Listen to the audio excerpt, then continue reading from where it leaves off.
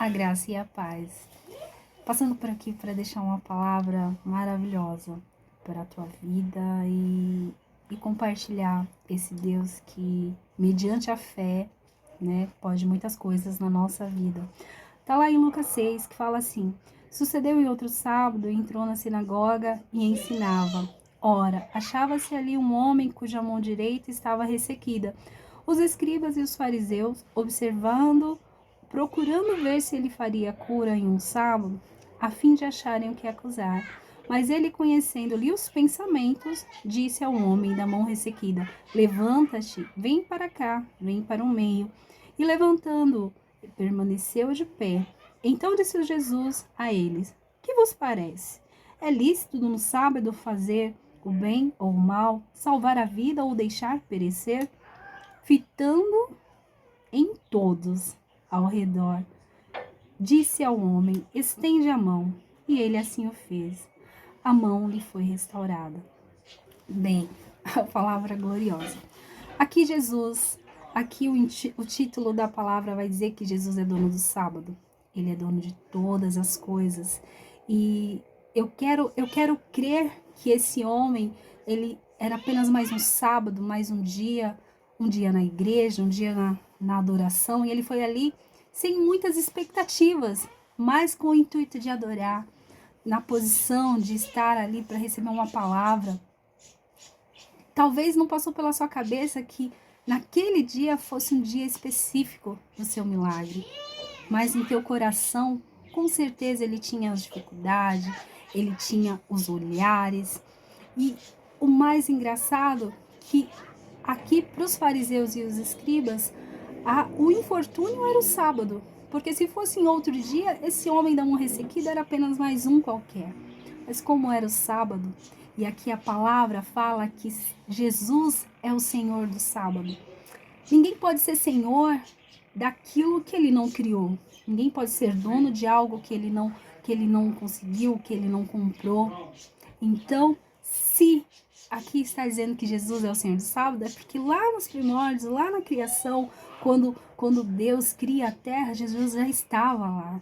E é tão linda que se você pegar essa palavra e comparar ela com o chamado de Moisés, você vai ver que Moisés passou pela mesma situação. Quando ele olha ali naquela sarça, que ele está conversando ali com o grande eu sou, porque é assim que o Senhor se apresenta a ele, o Senhor fala para ele: coloca a mão dentro da roupa, e ele coloca, e a sua mão se torna leprosa, a sua mão se torna totalmente defeituosa. Ele fica espantado.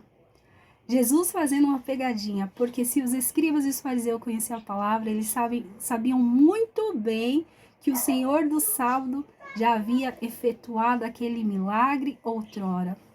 E o que eu quero deixar para a tua vida hoje: o mesmo Deus do passado é o mesmo Deus do hoje, o Deus do agora. Aqui no final da palavra vai falar: e a mão daquele homem ficou restaurada. Ninguém restaura o que é novo. Isso é sinal que um dia, outrora, a mão daquele homem foi perfeita, sem defeitos, mas naquele momento, naquela hora, estava defeituosa. Então, creia que mesmo que algo já foi perfeito na sua vida, o Senhor pode restaurar, se não estiver ali no alinhamento, na régua, no prumo de Deus. Ele pode deixar no prumo, basta que você tenha fé. Esse homem, eu quero deixar 3 pontos. Ele escutou, porque Jesus... Então, o que acontece? Primeiro, aquele rapaz, ele escuta, Jesus o chama, ele vem, ele se coloca de pé, ele espera, ele fica silencioso, ele não faz nada, ele simplesmente fica ali de pé, esperando uma outra ordem. Ele permanece. Ele obedece, né? Porque Jesus primeiro aponta, o chama e ele vem. E aí Jesus fala para aquele homem: estenda a sua mão, né? Jesus fala: estende a mão. Ele obedece. Às vezes é tão difícil para nós obedecer, acreditar. Aliás, nós não queremos nem compartilhar a palavra de Deus, porque ela é cansativa. Para muitos é um enfado ler um versículo, receber uma mensagem, incomoda, né?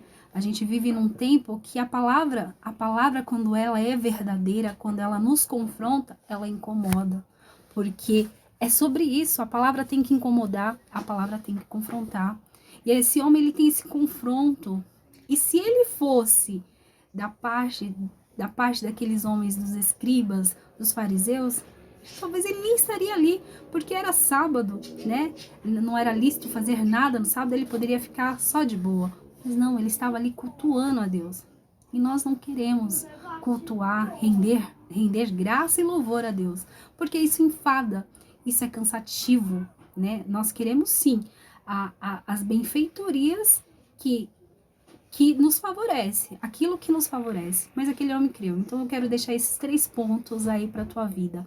Ele escuta, Jesus o chama. Então será que Jesus não tem te chamado? Será que você tem se dado a ouvir? Está atento a ouvir? Porque o chamado de Jesus é sutil, né? Jesus o chama, Jesus não chamou pelo nome, Jesus o aponta. Então, você sabe quando Deus está te chamando, você sabe quando Jesus está te chamando. Então, Jesus o chama, ele obedece. Ele obedece, segundo, ele obedece, ele se coloca ali de pé. E terceiro, ele crê, porque ele sabia que aquele homem ia fazer algo. Quando Jesus fala para ele, estende a mão, ele estende a mão. Ele acredita. Então você tem que escutar, limpar esses seus ouvidos aí, pedir para que o Espírito Santo aclare, limpe os seus ouvidos, seus tímpanos, para que você possa escutar a doce e suave voz de Jesus. Obedecer. Uma coisa simples, ele só precisava ficar de pé, vir até o meio e ficar de pé. Jesus não te pede coisas difíceis. Nós é que somos soberbos demais, né? Nariz empinados demais para querer fazer aquilo que é óbvio, aquilo que é fácil, né? Aquilo que é simples. E Jesus não fala palavrinha mágica, não. Jesus não fala abracadabra ou alguma coisa assim. Jesus simplesmente fala. Estende a mão, e a mão daquele homem foi restaurada. E aquela mão foi restaurada, é sinal que aquela mão um dia foi perfeita. Então aquilo que um dia foi perfeito na tua vida, o Senhor Jesus hoje pode restaurar. Basta você ouvir, obedecer e crer. Fica na paz e que o Espírito Santo fale muito mais ao teu coração. Amém?